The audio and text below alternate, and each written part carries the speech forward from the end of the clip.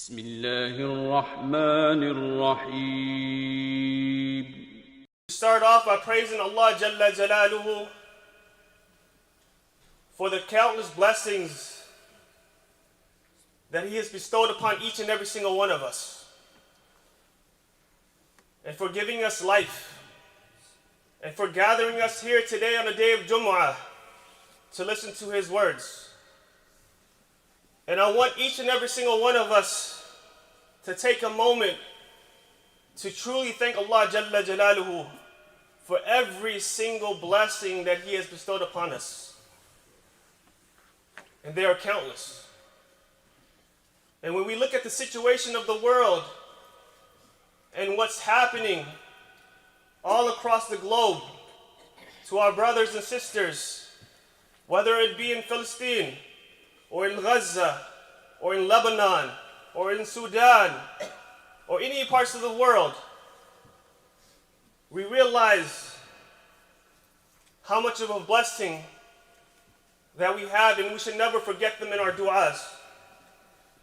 My dear respected brothers and sisters in Islam, the topic that I'm going to speak about today is a topic that we speak about quite often. And that's the topic of death. And I've given this speech at multiple masajid, but I feel the need to give it again. My dear respected brothers and sisters, when we wake up in the morning, what is the first thing that we look at? The first thing that we grab on the side of our beds. And that's our cell phones, right? And how often do we pick up that phone and we go through the messages, and we're checking the messages that we might have missed last night, and messages that we would want to reply back to. And as we're going through the messages, or even going through our Facebook feeds or Instagram or whatever it may be, we come across someone's name. So-and-so has passed away. So-and-so has passed away, and then you see the messages coming in, and everybody's writing, Inna lillahi wa inna ilayhi raji'un, and everyone's making dua for that individual. And we ourselves are responding to that message. But how often do we feel the pain of that pain for that individual who has just passed away? Not quite often, right? Unless it was someone close to us. That's when we find ourselves in tears. And when we respond to that message, we respond with sincerity. And when we write that dua for that individual, we're sincere in our dua because it's someone that is close to us. But when it's someone that's not close to us, we just reply back with the Inna lillahi wa inna ilayhi raji'un, or just a simple dua for the family. And how many janazas have we attended where we prayed for someone, but our hearts are not there? We're just praying the prayer and making a dua. But how many janazas have we attended where we find it very difficult to make a dua because of the pain that we feel for that individual? How many burials have we attended where we're standing there watching the person being buried, and we're holding side conversations, catching up with the person that we haven't seen in a while, joking, laughing while that person is being placed in their grave? And how many burials have we attended where we find it very difficult to even just stand there watching that person being placed in the grave? And when we're trying to make dua for that person, we can barely get through our duas because we're in so much pain for that person. My dear respected brothers and sisters, one day when those messages, those bings, those notifications, they're coming to everyone's phone, that notification might be the death of yourself. It may be that one day that the messages that your friends receive is that you have just passed away, that Ghazaly has just passed away, that Ahmed, that Muhammad, that Fatima just has passed away. Do we want to be that person that when someone opens up their phone and they read their messages and they make sincere dua for you? Or do you want to be that person that when they open up their messages, their du'as are not sincere? Or do we want to be that person when a janazah is being prayed in the masajid, that people make excuses not to attend your janazah? Or do we want to be that person that every single person in the community finds a reason or an excuse to come and make it for your janazah, and they're not holding side conversations while you're being buried, but rather they're standing there crying, weeping, making sincere dua for you? Because one day it will happen. And when that day comes, there's no way we can delay it. لا يستأخرون ساعة ولا يستقدمون. As Allah Azza wa Jalla says about the ummahs that passed before, that they were not able to delay it, nor were they able to hasten it. And when that day comes, and is eventually going to come, how do we want the people to remember us by? The Messenger sallallahu alaihi wasallam, he said in the famous hadith that I'm sure many of us have heard before. He said that one of the companions narrated, said that مر بجنازة فأثني عليها خير. That the messenger and his companions were sitting one day and the janazah passed them. And as the janazah was passing, the people that were following the janazah had nothing but good to say about this individual. And then the Messenger sallallahu alaihi wasallam, when he saw them, he said, wajabat, wajabat, wajabat. He said it 3 times. Mandatory, mandatory, mandatory. And then another janazah passes them by. وَأُثْنِيَ عَلَيْهَا شَرٌّ. But this time, that janazah that passes by, the people that were following janazah had nothing good to say about this individual. And then the Messenger sallallahu alaihi wasallam, he says, wajabat, wajabat, wajabat. He said the same 3 phrases. So the companions that were sitting there with him asked him, Ya Rasulullah, what do you mean by that? When the first janazah that came by, when people were saying good about the individual, you said wajabat, wajabat, wajabat. And when the second janazah passed by, you said the same thing. And the Messenger sallallahu alayhi wasallam, he said, Man athnaytum alayhi khayra, wajabat lahu al-jannah, wajabat lahu al-jannah. Wa man athnaytum alayhi shar, wajabat lahu al-nar. That whoever you praise with good, then that for that individual will be Jannah. But whoever you praise or you don't speak good about, then for that individual is the fire. And then the Messenger sallallahu alaihi wasallam, he says, Antum shuhada'ullahi fil ard. Antum shuhada'ullahi fil ard. Antum shuhada'ullahi fil ard. And he said it 3 times, that you are the witness for Allah Azza wa Jal on this land. Meaning that the people will be your witness to where and how you will end your life. That if the people speak good about you, then know that inshallah you'll be in a good place. But if the people have nothing good to say about you, then we should be worried. How do we want to end our lives? How do we want to be remembered by? The Messenger sallallahu alaihi wasallam teaches us that the words and how we treat people does matter.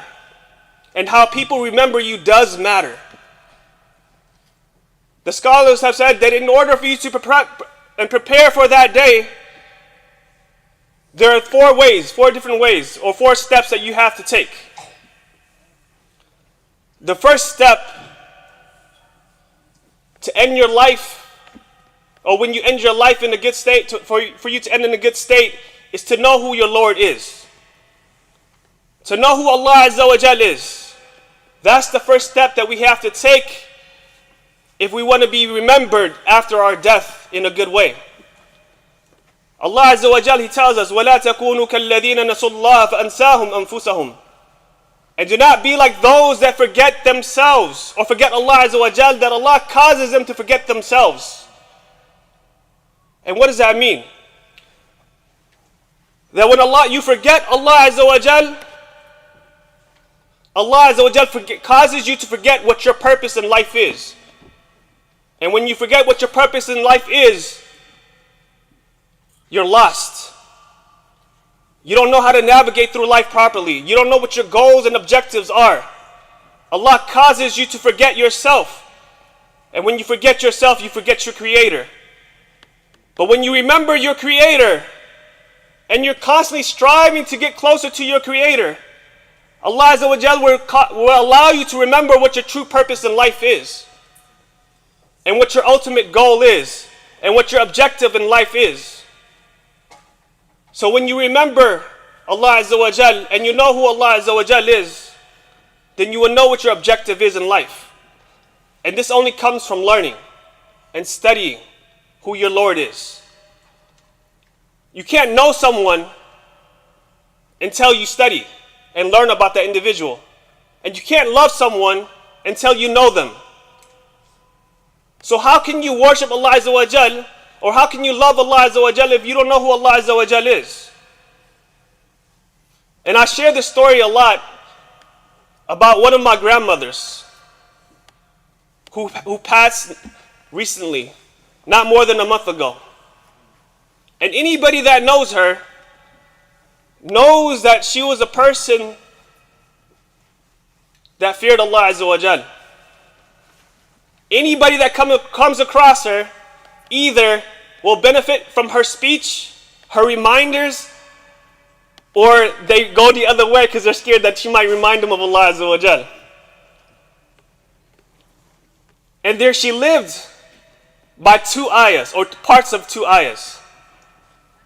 And whenever she would meet me, when I would used to come back from my travels, and I would stay with her during the summer, she would always remind me of these 2 ayahs.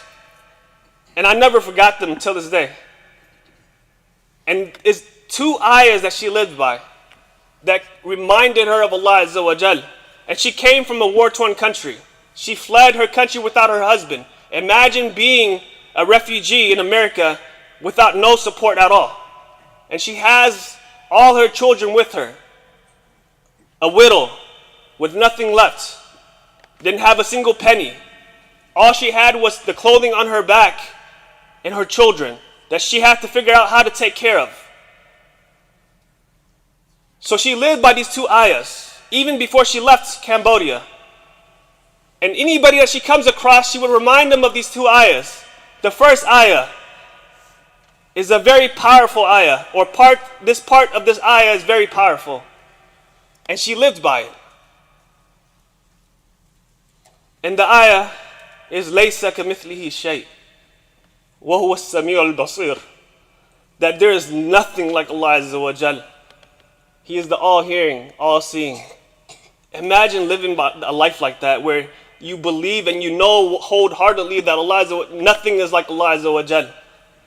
No creation is similar or even close to Allah Azza wa Jal. That He is the Creator, nothing like Him. That He is the Provider, the one that gives you everything, the one that created you and I, the one that gives us life, the one that takes life. There is nothing like Allah Azza wa Jal, and she lived by this. She knew that when she was going through a hard time, that the only one that can take her out of that hardship was Allah Jalla Jalaluhu. That there is nothing like Allah Azza wa Jal.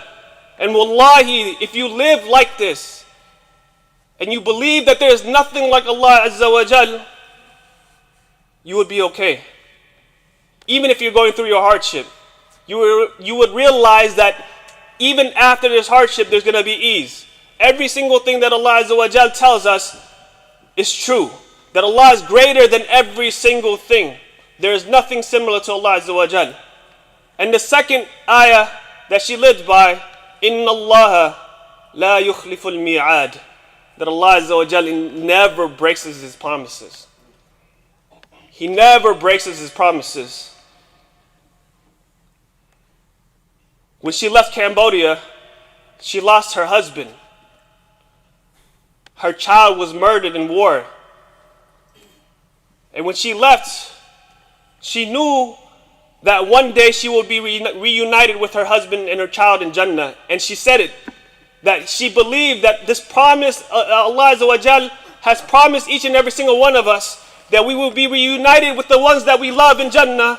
She believed it. And she believed that Allah would not break that promise. So she lived by it, and she continued to live by it. She was someone who read the Quran daily.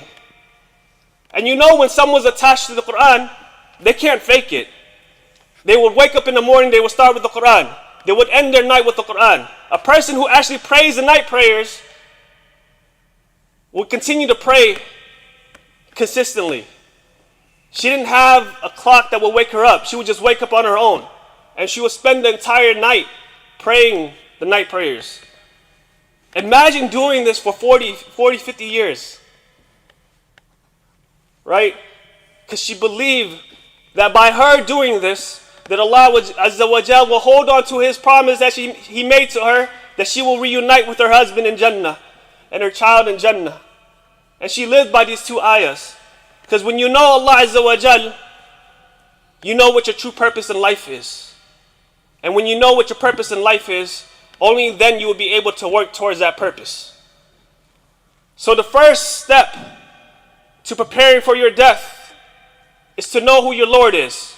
And that's through studying about Allah Azza wa Jal. The second step, after knowing who your Lord is to make a sincere commitment and intention to change, to work your way towards Allah Azza wa Jal. Allah Azza wa Jal knows our weaknesses, knows what we struggle with. But so long as you continue to try to work towards his path and work towards Allah Azza wa Jal, Allah will allow you to get there. And once your intention is sincere and you're truthful about your wants and your objective, Allah Azza wa Jal will make it easy for you to act upon it. And that's number 3, doing the action. Taking the proper measures and the proper steps to getting yourself to Allah Azza wa Jal. And it doesn't have to be something drastic, something big. It could just be one act of worship, and you do it consistently, that will get you to Allah Azza wa Jal. You shouldn't compare yourself to anyone else, because sometimes a person could outwardly show that they're fearful of Allah Azza wa Jal, but the amount of ibadat that they do is worth nothing.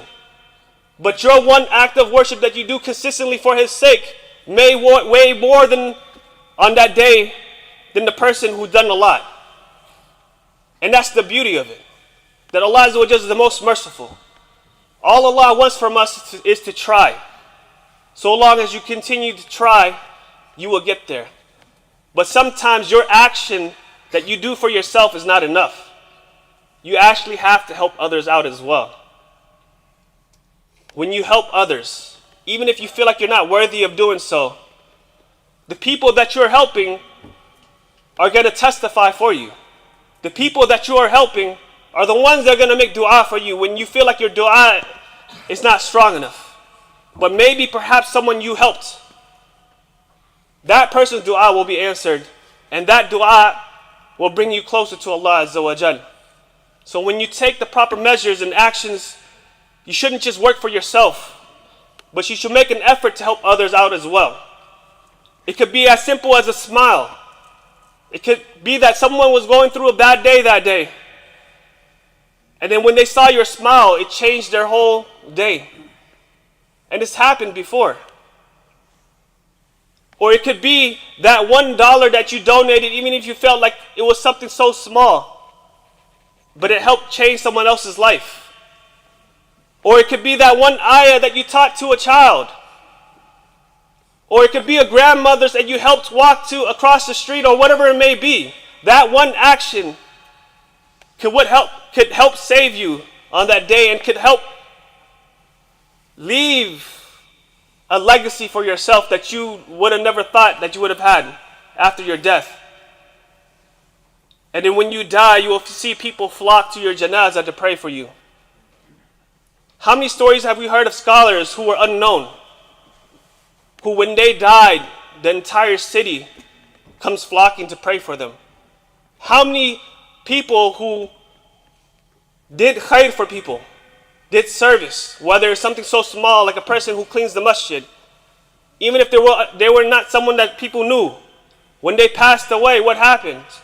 People would flock to come pray for them, just hearing about what type of person that person was. So sometimes doing our own actions are not enough, that we have to also do things for other people as well.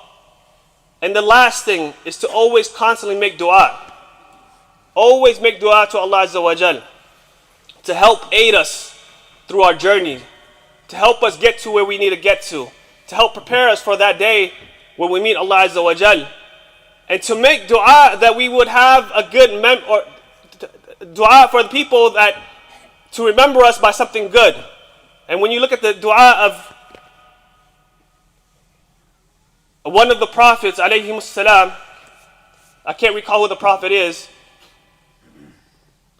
he said, Rabbi habli hukman wa alhiqni bis salihin. Oh Allah Azza wa Jal, give me hukm. And hukm can mean wisdom, knowledge, basically the understanding of who you are, Allah Azza wa Jal. Give me this knowledge so I can know who you are. Wa alhiqni bis salihin. And then join me with the righteous. Waj'al li lisana sidqin fil akhirin. And then he says, make me an honorable mention after my death. Why? Because what people say about you will show where you'll be at after your death. And what the du'as of the people will continue to elevate you after your death. And if they remember you of good, they will continue to make dua for you. And when you feel like your good deeds are not enough, the dua of the people will raise you in Jannah when you least expect it. And you'll find yourself rising in Jannah because of that one moment that you helped someone else out. That one moment that you made dua for someone or taught someone the dua. That one time that you taught someone an ayah. So if we want to be remembered after our death, then we have to know who Allah Azza wa Jal is. And then make the proper intention. And then take action. And then make dua. أقول قولي هذا أستغفر الله لي ولكم فاستغفروه إنه هو الغفور الرحيم.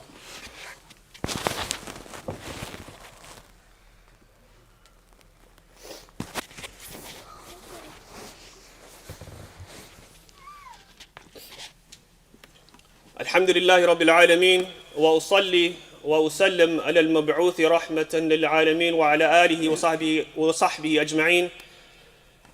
My dear respected brothers and sisters in Islam, there will come a day where when those messages and notifications come, it will be our name on that message. And there will come a day when we will need the dua of the people to help save us in the grave and so forth. And we know from the famous story of Uthman radiallahu ta'ala anhu, when he used to stand in front of the grave and he would cry so much to the point where his beard would be soaked with tears. And the people around him asked him, Ya Uthman, why is it that whenever you stand in front of the grave, you cry so much? But when Jannah and Nar are mentioned, you don't cry. And then Uthman radiallahu anhu, he said, that I heard the Messenger sallallahu alayhi wasallam say that whoever passes the test in the grave, everything that comes after will be a lot easier. But if you fail the test in the grave, then know that whatever comes after will be a lot more difficult. And know, my brothers and sisters in Islam, that one day we will be placed in that grave. And know that one day the amount of ibadat and worship that we do for ourselves may not be enough. That we will need the dua of other people as well. And this is why the Messenger sallallahu alaihi wasallam, he said, Antum shuhada'ullahi fil ard, that you are the witnesses of Allah Azza wa Jal on this earth. That whatever people say about you of khair will help you in your grave. If people say good about you, then know that they will make dua for you. And if people say good about you, then know that people will pray sincerely for you. So it's not enough for us to just work for ourselves, but we should work for others as well. And know that one day, that when we are placed in this grave, that Allah Azza wa Jal will gather the people to pray for you, if you are that person who strives to help other people out as well. We ask Allah Azza wa Jal to allow us to be people who, when we pass away, we are only mentioned good about. We ask Allah Azza wa Jal to allow us to have the strength to stay away from things that are harmful for us. We ask Allah Azza wa Jal to give us the strength to be able to worship Him in a proper manner and to continue to strive despite our weaknesses towards His path and towards His Jannah. إن الله وملائكته يصلون على النبي يا أيها الذين آمنوا صلوا عليه وسلموا تسليما اللهم صل على محمد وعلى آل محمد كما صليت على إبراهيم وعلى آل إبراهيم وبارك على محمد وعلى آل محمد كما باركت على إبراهيم وعلى آل إبراهيم في العالمين إنك حميد مجيد اللهم اغفر للمسلمين والمسلمات والمؤمنين والمؤمنات الأحياء منهم والأموات اللهم آت نفوسنا تقواها وزكها أنت خير من زكاها أنت وليها ومولاها اللهم حبب إلينا الإيمان وزينه في قلوبنا ربنا آتنا في الدنيا حسنة وفي الآخرة حسنة وقنا عذاب النار وأقم الصلاة